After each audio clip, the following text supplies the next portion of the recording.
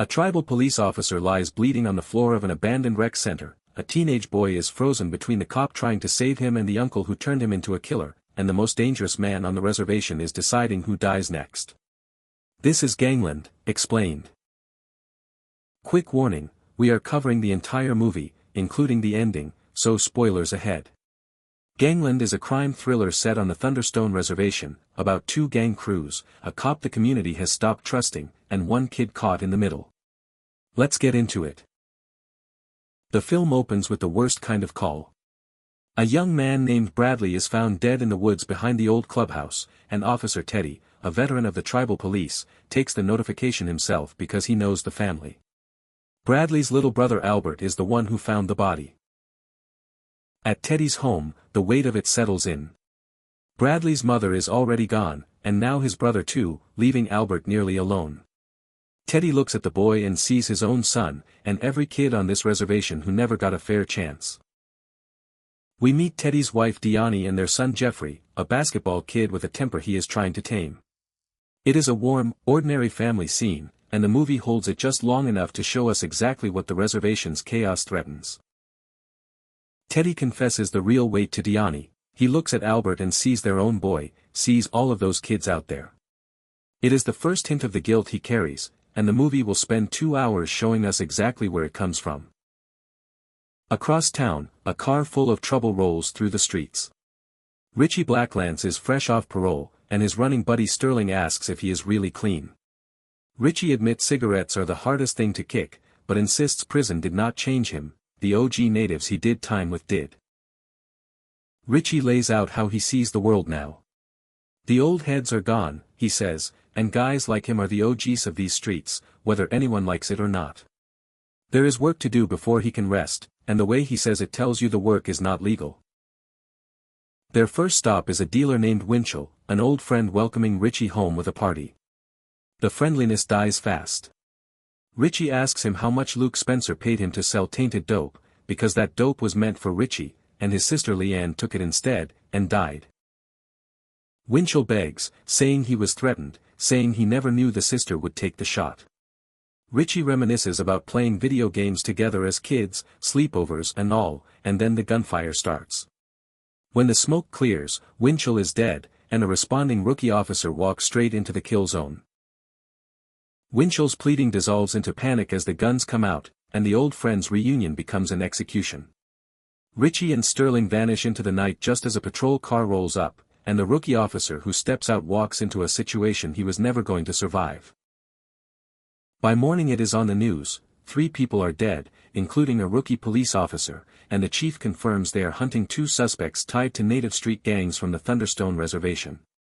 Tribal police and the county sheriff pledge cooperation, despite a very public fight last month over jurisdiction on tribal land. The news report lingers on the jurisdictional mess, tribal land, county lines, and a very public dispute about who polices what. Keep that tension in mind, because every decision in this movie happens in the cracks between 2 departments that do not trust each other. Into this walks Sandra, the new tribal officer, riding shotgun with Teddy on her first shift.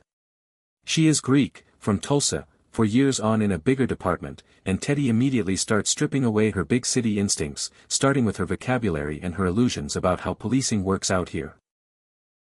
Teddy gives her the reservation's reality in one long, blunt lecture. He grew up poor and brown over the line, got lumped in with the native kids at school, and married a local woman in the 80s. Out here, he says, you bury the colonizer guilt, because these are tough people and nobody has time for your feelings. Their first call is trespassers in a vacant house, one of dozens rotting on the residential while the feds take their sweet time finishing the promised new homes with clean running water. Every passing drifter and meth head uses the empties as flop houses, and the cops know each one by its history. Teddy fills in the local geography of despair. The feds built Marty Powers a new home closer to town and promised clean running water, but they are taking their time. Meanwhile, every vacant shell left behind becomes a flop for drifters and addicts, and the cops clear them like a chore that never ends. Inside they find 2 young gang wannabes, Jordy P. and Sammy, small-timers with Vice Mob ink and a can of mace. Teddy runs through their pockets with the ease of a man who has done it 1,000 times, joking that he just prevented a robbery, a stabbing, or a shooting at him. Bull nearly comes apart watching his house get torn through. Darius works the room with his usual charm, unmasking Sterling's fake identity, some Wyoming story nobody buys, and booking him on assault and obstruction. It is a good pinch. Sterling had a city warrant, and they grabbed him before the paperwork even crossed the desk. Teddy visits Duncan, the elder, who takes one look at him and calls him spent, worn out like old boots. Teddy admits he has not slept through a night in years, and Duncan offers buffalo wisdom and a hard truth. Your life is worth more than those days, Teddy. Get some sleep, before this place finishes eating you. A rare soft moment breaks the storm, Jeffrey heading out, and Teddy calling him back just to demand a hug from his embarrassed teenage son. Dad, you are hilarious, the boy groans, but he hugs him anyway. Hold this scene, because the movie is about to make it hurt. The county briefing lays out the board. Sterling is already on his way back to the city, but Richie Blacklance is still here, and he is not lying low after last night's stabbing. The sheriff makes it clear they cannot trust Tribal to handle him, and orders pairs, communication, and no heroics. Cuffs are not worth anyone getting hurt. Teddy and the sheriff share the full history. Years ago Luke allegedly had a dealer sell Richie a hot shot to take him out, and Leanne got it instead. Richie blames Luke, Luke denies it, and the dealer who supplied the shot is the murder victim in the city. Richie is not hiding, they realize. He is here to wreak havoc, one name at a time. Teddy finds Angel in custody, beaten and facing warrants, with child services circling her little boy. He gives her his word he will look into it, and in exchange asks for the only thing that matters: where are Richie and Albert laying low? There is still time for that kid, he tells her, if I find him before the deputies do. Angel's tip points to the abandoned clubhouse, where Richie and Albert are holed up among the ghosts of the cadet program. Albert remembers the cadence calls they used to drill here, and Richie quietly admits his one regret: if he had known about Bradley, he would have done it all different, come home to look after him. Instead, Richie indoctrinates him. He has to make Albert strong, he says, because a weak mind betrays you, and that is why Brad did what he did.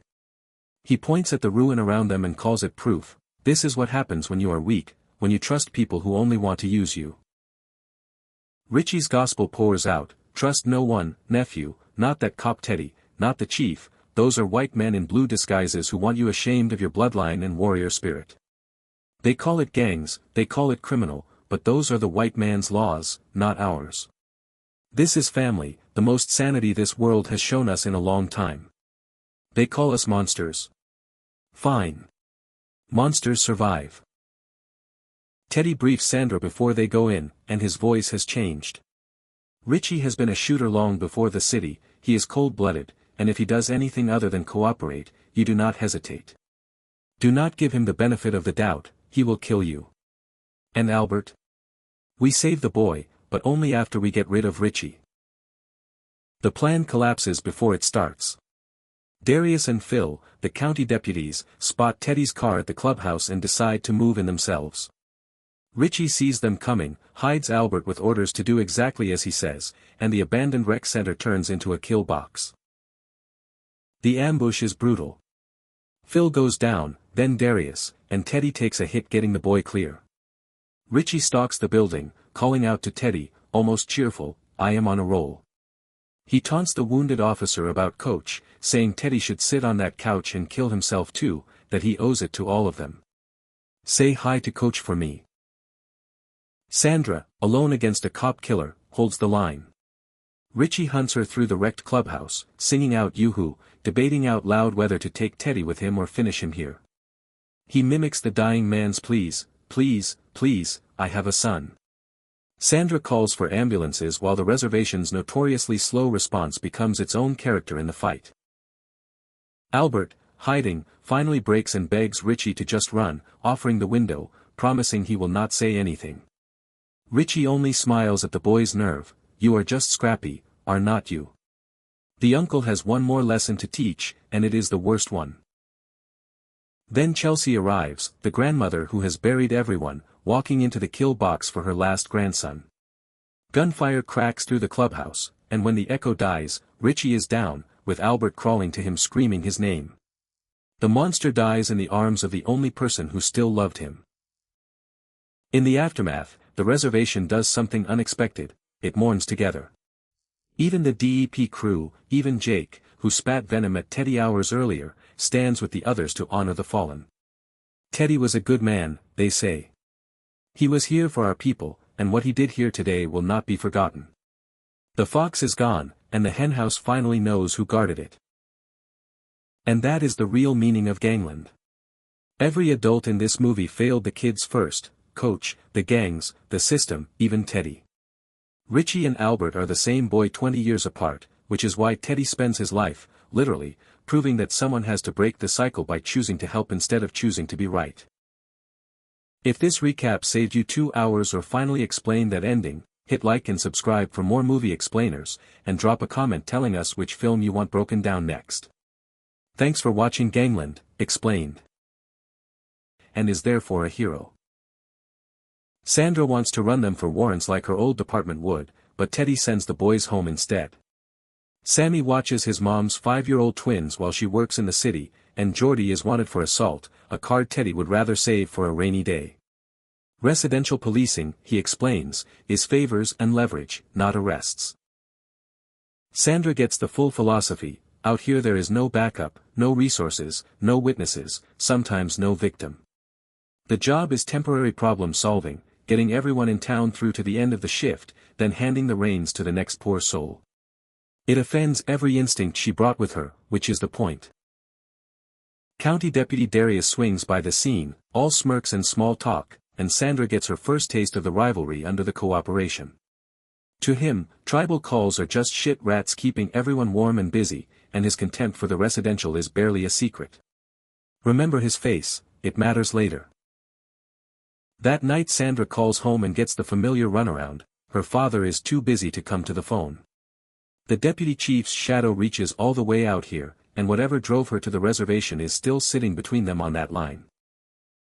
The community gathers for a ceremony honoring Bradley, and an elder named Duncan speaks about Chelsea, the boy's grandmother, who has buried more family than anyone should. She raised and guided half the kids in this town, he says, and when she hurts, the whole community hurts with her.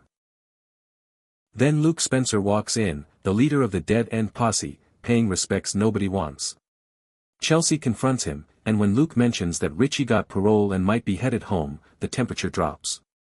Chelsea's answer is ice, Richie is not welcome anywhere near them.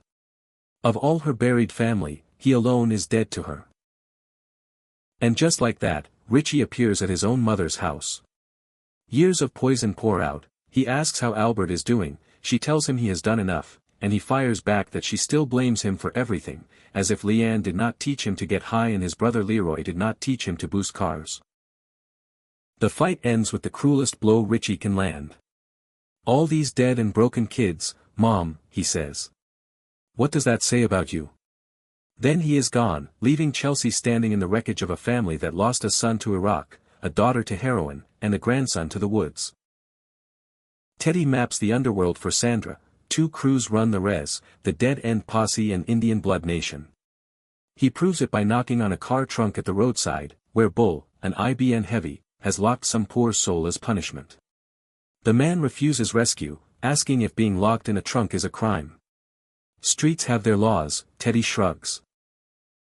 The trunk scene gets darker and funnier at once.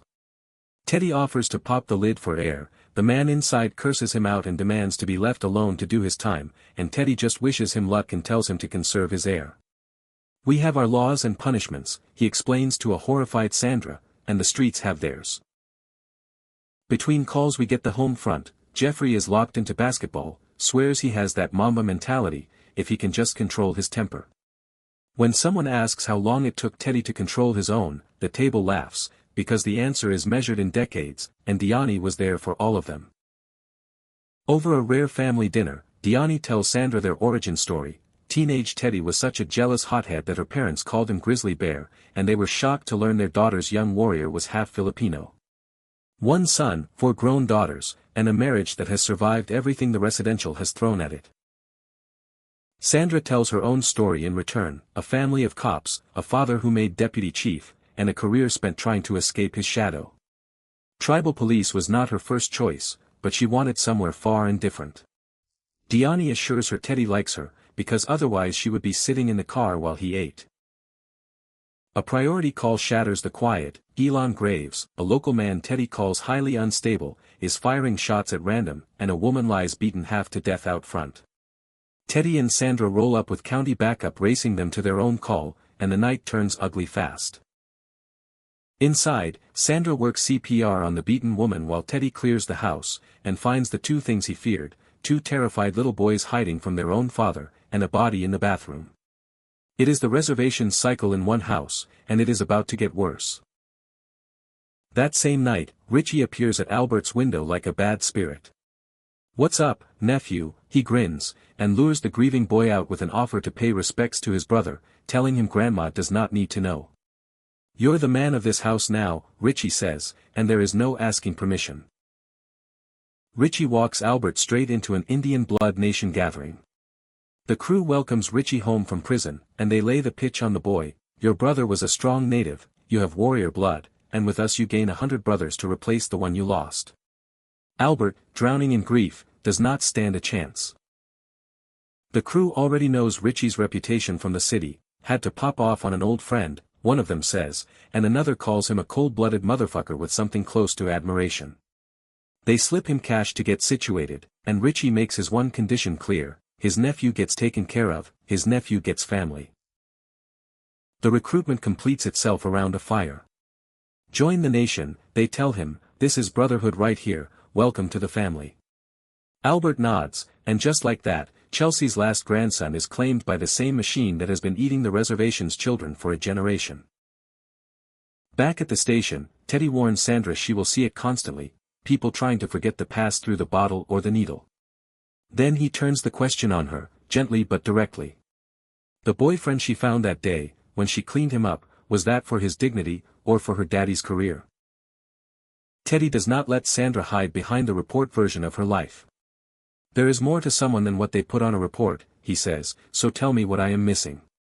It is interrogation as invitation, and Sandra realizes her new partner reads people the way other cops read warrants. Sandra finally tells it. Her boyfriend was undercover narcotics, and the job changed him. He started stealing dope from evidence lockers. She came home from a night shift and found him face down in the bathroom with a needle in his arm. She cleaned him up, destroyed the stash, and protected how he would be remembered. Her father arranged a quiet resignation, and it cost them their relationship. Teddy's answer is why this partnership works. He hired her, he says, because he needs someone who can look past the bullshit and understand why people are the way they are. That is what this community needs, he tells her. It is what you needed, and so did I, different time, same problems. The team drags Sandra to the local dive bar for the unofficial debrief. Darius, the county deputy, performs his greatest hit, the drunk suspect whose shirt ripped clean off, who got tossed mid-sprint and then flattened by a passing truck, landing hand-delivered at Darius's feet. The bar roars, and Sandra starts to belong. Sandra learns the nickname Economy. Teddy calls her Toto, which is practically affection, considering he calls Darius Dumfrey. But the shop talk turns sharp when the deputies size Teddy up. He will not arrest an Indian to save his life, they say, and he is one dicey move away from being run out of town for good. Katie, the one defender at the table, shuts it down. Teddy has more arrests than all of them combined, and whatever the others say, he will come running if you need help, and who cares about the rest. Sandra files the whole exchange away, because everyone at this table is circling the same unspoken story about Teddy's past. Before they go in, Teddy sets the stakes. This woman holds this community together single-handedly, he says. She is everyone's family on this reservation, you hear me? Then he lists her week. She buried her grandson yesterday, and last night she took in Elon Graves' 2 little boys. That is who Chelsea is. Teddy takes Sandra to Chelsea's house, the true center of the reservation. This woman holds the community together single-handedly, he tells her. She buried her grandson yesterday, then took in Elon Graves' 2 little boys from the domestic call. Her wall of photos tells the family's story. Leroy, killed in Iraq, Leanne, dead of an overdose 5 years ago. Chelsea pulls Teddy aside with the fear she cannot shake. Albert is spiraling, and she is scared of what it means for his life. She makes Teddy promise to look out for the boy. "Promise me, you have to," and Teddy promises. Then she delivers the news that changes everything: Richie is here. At the community center, Sandra meets Albert himself, a polite kid polishing what turns out to be an old police cadet uniform. Teddy used to run the cadet program with someone else, back when Albert was sergeant major. The program does not exist anymore, and the reason why is the wound at the center of this whole movie. A noise complaint brings them to the old clubhouse, where a drunk named Jake howls at the moon. This building was once the heart of Thunderstone, powwows, ceremonies, every kid's free time for 15 years. Now it is a shell, and Jake, one of the program's old boys, greets Teddy with a bottle and a grudge. Driving Jake home, Teddy finally tells Sandra the whole story. He started as a state trooper up north, where he met a teacher named Leslie West, everyone called him Coach, who ran teams and clubs and gave a damn. When Teddy got the chance to come home, he sold Coach on coming along to help. Together they built the cadet program, and it worked. It put a real dent in gang recruitment, drugs, and drinking, with every young man in the community taking part, even ex-gang members mentoring. It created real pride, Teddy says, and for a while, the reservation had something to believe in. Then it collapsed in the worst way imaginable. Coach was sexually assaulting boys in the program, 13 came forward, and who knows how many stayed silent. He got bail, walked into his office, and killed himself with a hunting rifle. The center closed, the cadets disbanded, and the kids went straight back to the gangs. The scandal's radius kept growing after the arrest. Boys up north started speaking up too, and investigators began pulling Coach's old classes back east, trying to find out how far back it all started. A generation of damaged boys turning into damaged men, Teddy says, and the vultures picked up right where the program left off. The personal cost lands here. Bradley, the boy found dead in the woods, was one of Coach's victims, one of the 13 who came forward. Albert was right on the cusp of Coach's preferred age, though he never said either way.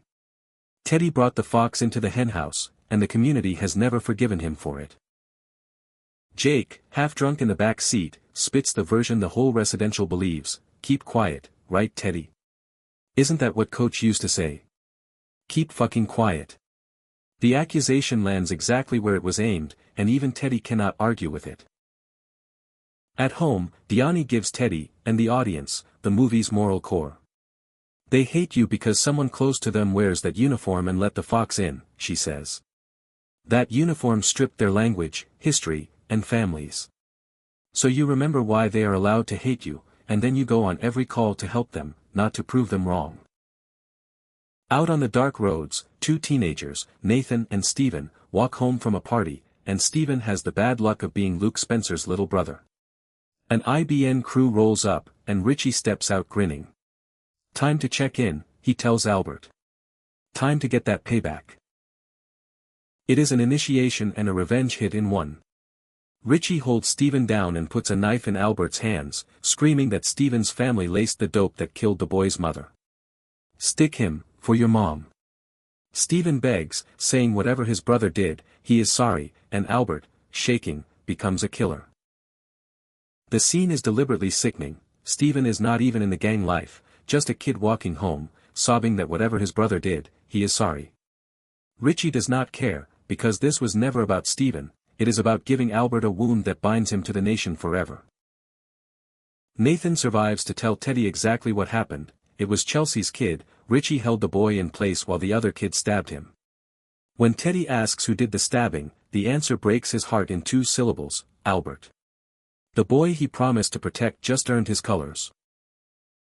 The county deputies connect the dots fast. Richie Blacklance, the nation's former city enforcer, is almost certainly tied to the murdered officer up there, and he is back for revenge on Luke. They want eyes on Bull and every IBN address, and the manhunt for Richie officially begins. Teddy intercepts Luke Spencer creeping toward Chelsea's side of town with a gun, looking to retaliate for his brother. Teddy unloads on him. Steven is a civilian, they cross the line, and if Luke goes near Chelsea or Albert, Teddy will put him down with no warning and plant the gun on his corpse. Luke leaves, warning that Teddy is picking sides. Luke does not leave without his own prophecy.